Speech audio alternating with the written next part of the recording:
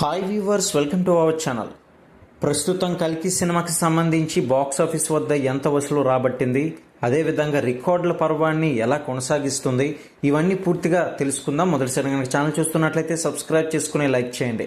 ప్రభాస్ కెరియర్లోనే ఈ సినిమా అద్భుతమైన కలెక్షన్స్ అయితే రాబట్టింది. ఇక 30 రోజుల తర్వాత కూడా నిలకడగా వసూలను రాబడుతుందంటే మీరే అర్థం చేసుకోండి.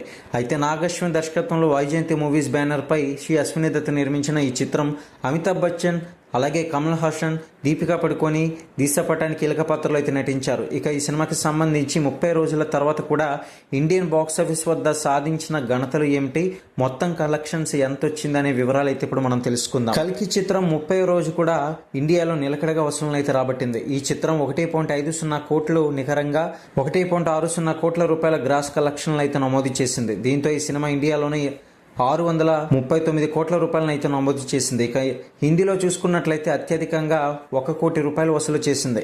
ఇన్ని రోజులు అయినప్పటికీ కూడా ఇంత కలెక్షన్స్ అనేది రావడం అనేది గ్రేట్ థింగ్ అని చెప్పుకోవాలి.